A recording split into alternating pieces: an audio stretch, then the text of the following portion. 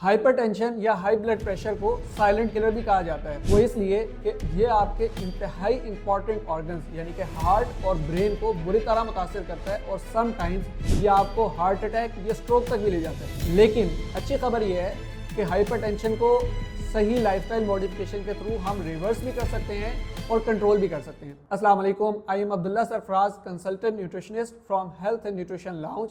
आज की इस वीडियो में हम हाइपरटेंशन या हाई ब्लड प्रेशर के हवाले से बात करेंगे और इसमें ये देखेंगे कि एग्जैक्ट रोड मैप क्या हो सकता है इसको कंट्रोल करने के हवाले से और इसको रिवर्स करने के लिए।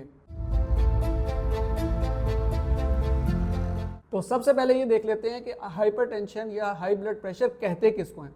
बेसिकली आपका जो हार्ट है वो कॉन्टिन्यूसली ब्लड पंप कर रहा है थ्रू ब्लड वेसल्स। अब जिस तरह आपने एक्सपीरियंस किया होगा जब आप पौधों को पानी दे रहे होते हैं और उस टाइम पे अगर आप अपनी पाइप को थोड़ा सा कंस्ट्रिक्ट कर दें यानी कि उसको दबा दें तो क्या होता है कि प्रेशर ज़्यादा हो जाता है।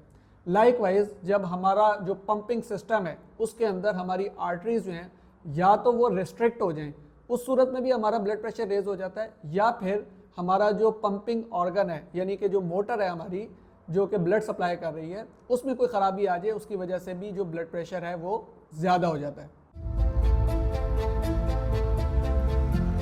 हाइपरटेंशन या हाई ब्लड प्रेशर की दो बड़ी इकसाम हैं। एक प्राइमरी हाइपरटेंशन जो कि 90% केसेस के अंदर होती है और दूसरी सेकेंडरी हाइपरटेंशन जो किसी ऑर्गन के ऑलरेडी डैमेज होने की वजह से एक सेकेंडरी सिम्टम के तौर पे सामने आ रही होती है। लाइक अगर आपको किडनी का मसला है या फिर आपको ऑलरेडी डायबिटीज़ है और उसके बाद हाइपरटेंशन होती है तो उसको हम सेकेंडरी हाइपरटेंशन के तौर पे ट्रीट करते हैं और डायग्नोज करते हैं। सबसे अहम बात यह है कि जो 90% हमारी प्राइमरी हाइपरटेंशन होती है वो आइडियोपैथिक हाइपरटेंशन होती है, यानी कि उसके कोई नॉन कॉज या नॉन फैक्टर्स नहीं होते। मेजरली वो आपको बस सिम्टम्स दे रही होती है लेकिन उसकी कोई कॉज, रियल कॉज जो है वो सामने नहीं आ रही होती। इसलिए जो अद्वियात हैं, जो मेडिसिन हैं, वो आपकी कॉज के ऊपर काम ही नहीं कर रही होती, जबकि आप रोज़ाना की बुनियाद पे मेडिसिन लेके ये समझ रहे होते हैं कि आप शायद उसको ट्रीट कर रहे हैं, जबकि आप उसको ट्रीट नहीं कर रहे, आप उसके सिम्टम्स को ट्रीट कर रहे हैं क्योंकि कॉज जो है वो अननोन है। और आज की इस वीडियो में हम उस कॉज को भी देखने की कोशिश करेंगे जो कि प्राइमरी हाइपरटेंशन के अंदर आज की लेटेस्ट रिसर्च ने निकाल के दिखाई है। अब हम इस बीमारी के फैक्टर्स की बात कर लेते हैं जो कि इसकी कॉज हो सकते हैं। सबसे पहली चीज़ आपका एक्सेसिव वेट गेन या फिर इंसुलिन रेजिस्टेंस। जी हाँ, इंसुलिन रेजिस्टेंस की वजह से जो प्राइमरी हाइपरटेंशन है वो सबसे ज़्यादा कॉमनली देखने को मिलती है और जिन लोगों में और कोई ब्लड टेस्ट भी एबनॉर्मल नहीं होता उनके केसेस में भी अमूमन इंसुलिन रेजिस्टेंस का जो टेस्ट है वो एबनॉर्मल रेंजेस के अंदर जा रहा होता है, जिसकी वजह से उनको हाइपरटेंशन के सिम्टम्स आ रहे होते हैं। और वो पेशेंट्स क्या कर रहे होते हैं, वो इन सिम्टम्स को मैनेज करने के लिए तो मेडिसिन ले रहे होते हैं लेकिन जो उनकी प्राइमरी रूट कॉज है उसके ऊपर काम नहीं कर रहे होते। दूसरा बड़ा फैक्टर फिजिकल इनएक्टिविटी है। देखिए, जब आपका जिस्म नकारा पड़ा रहता है और जो काम उसको करने चाहिए वो नहीं कर रहा होता, उस टाइम पे जो ब्लड सप्लाई है वो ज़रूरत से कम हो जाती है। और जब आप एक लंबे अरसे के बाद फिजिकल एक्टिविटी करना स्टार्ट करते हैं, सीढ़ियाँ चढ़ते हैं या कोई भी थोड़ा सा हेक्टिक काम करते हैं तो आपको फ़ौरन से शॉर्टनेस ऑफ ब्रेथ होती है, यानी कि आपका सांस फूलता है और आपका ब्लड प्रेशर भी तेज़ होने लग जाता है। तीसरा बड़ा फैक्टर इसके अंदर क्रॉनिक स्ट्रेस का है। क्रॉनिक स्ट्रेस के अंदर आपकी बॉडी एक ऐसे मोड में चली जाती है जिसको हम फाइट एंड फ्लाइट रिस्पॉन्स कहते हैं। देखने को आप कुछ भी बड़ा काम नहीं कर रहे होते, आप सिर्फ बैठे होते हैं, लेकिन आपकी जो सोचें हैं वो आपको थका रही होती है मुस्तकिल, और आपकी हार्ट की पैल्पिटेशन तेज़ हो रही होती है। जिस तरह के आपने एक्सपीरियंस किया होगा कि बैठे बिठाए आपका हार्ट बीट एकदम से तेज़ होने लग जाती है। तो ये इस चीज़ की निशानी है कि आप, हालांकि आपने कोई फिजिकल एक्टिविटी नहीं की, कोई आपने बड़ा काम नहीं किया, तो अमूमन ऐसे लोगों में जो बड़ी कॉज होती है या तो वो एंग्जाइटी, डिप्रेशन या कोई ना कोई क्रॉनिक स्ट्रेस होता है जिसकी वजह से उनको हाइपरटेंशन के सिम्टम्स फेस करने पड़ रहे होते हैं। अब हम बात कर लेते हैं कि मेजर कॉम्प्लिकेशंस क्या हो सकती हैं। ये बीमारी इतनी ख़तरनाक आखिर है क्यों, इसको साइलेंट किलर क्यों कहा जाता है? बेसिकली इसमें होता ही है कि आपके जो बड़े ऑर्गन हैं, आपका दिल, आपका दिमाग और आपकी किडनी, इन तीनों ऑर्गन्स को बुरी तरह ये हाइपरटेंशन मुतासिर करती है। कैसे? सबसे पहले हम बात कर लेते हैं ब्रेन की। ब्रेन के अंदर आपकी जो ब्लड वेसल्स होती हैं वो इंतहाई बारीक होती हैं, जिसकी वजह से जब उनके अंदर ज़्यादा प्रेशर के साथ ब्लड आता है तो वो रप्चर हो सकती हैं और रप्चर होने के नतीजे में स्ट्रोक हो सकता है, यानी कि आपको ब्रेन स्ट्रोक हो सकता है, आपको कोई फालिज का अटैक हो सकता है। ये सारे सिम्टम्स आपको फेस करने पड़ सकते हैं। इसके अलावा अगर हम बात करें किडनीज़ की, तो किडनीज़ भी एक बहुत डेलिकेट ऑर्गन है, यानी कि उसके अंदर भी जो हमारी ब्लड वेसल्स होती हैं वो बहुत ही बारीक होती हैं और उसका काम है फिल्ट्रेशन करना। और जब उसके अंदर एक प्रेशर के साथ फ्लो आता है ब्लड का, तो वो जो फिल्ट्रेशन प्लांट है उसके अंदर से लीकेजेस होने लग जाती हैं, यानी कि आपकी कुछ प्रोटीन्स, आपके अमाइनो एसिड्स उसमें लीक होने लग जाते हैं। और जब आप RFTs करवा रहे होते हैं, अपना ब्लड टेस्ट करवा रहे होते हैं किडनीज़ का, तो उसमें आपको एल्ब्यूमिन ज़्यादा नज़र आ रहा होता है, क्रिएटिनिन ज़्यादा बढ़ गया होता है, और आपका जो ग्लोमेरुलर फिल्ट्रेशन रेट है, यानी कि जो डिटरमिन करता है कि आपकी किडनी किस हद तक काम कर रही है, वो दिन ब दिन डिक्लाइन की तरफ जाने लग जाता है, जिसको हम क्रॉनिक किडनी डिजीज़ भी कहते हैं। तीसरा बड़ा ऑर्गन जो इस सारे सिनेरियो के अंदर डैमेज हो रहा होता है और सबसे इंपॉर्टेंट है, वो है हमारा हार्ट।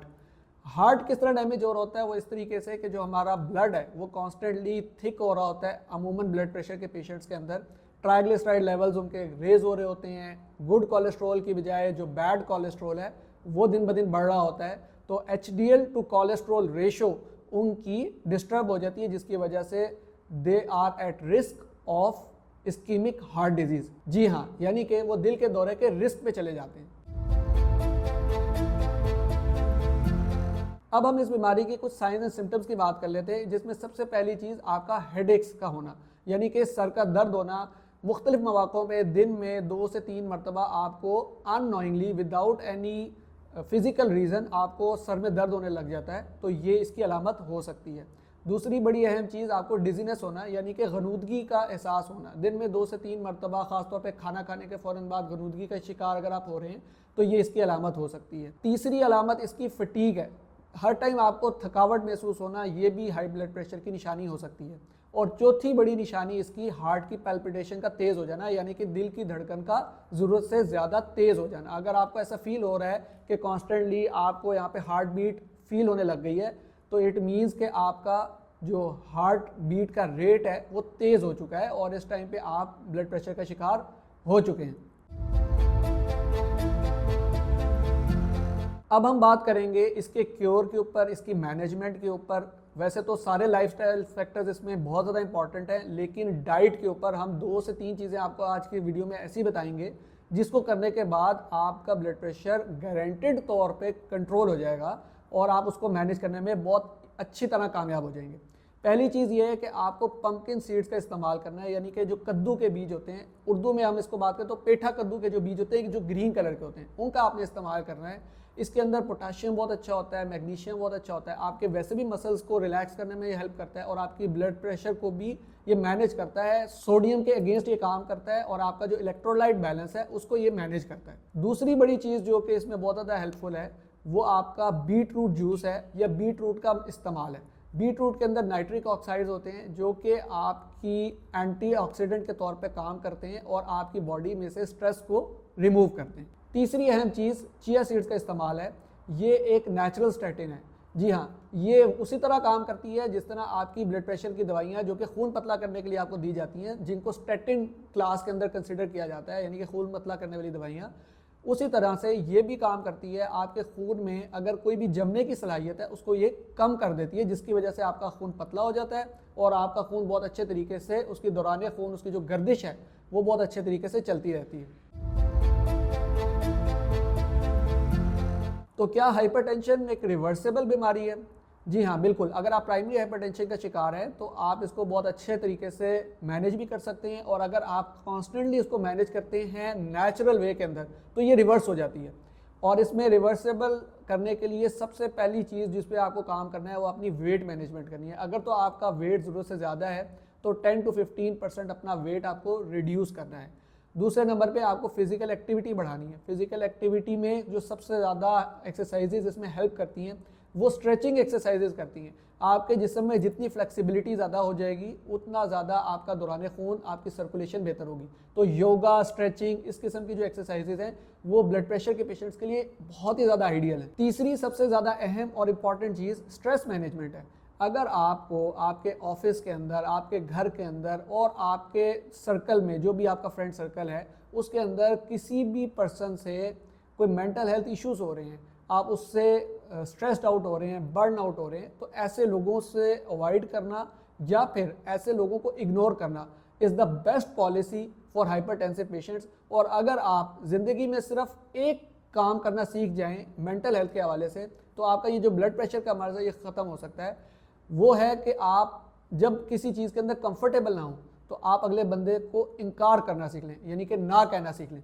तो अगर आपने ये काम कर लिया तो ये टिप बहुत सारे लोगों को फ़ायदा दी है, बहुत सारे लोगों का इससे हाइपरटेंशन रिवर्स हो गई है।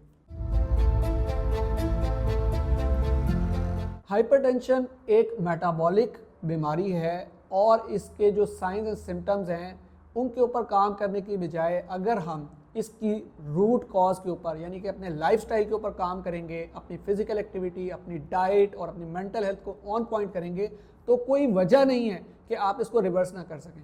मैं उम्मीद करता हूं कि इस वीडियो से आपको कुछ नया सीखने को मिला होगा और अगर आपके घर में या आप हाइपरटेंशन का शिकार हैं तो इन टिप्स के ऊपर अमल करते हुए मुझे पूरी उम्मीद है कि आप अपनी हाइपरटेंशन को 100% कंट्रोल करने में कामयाब हो जाएंगे।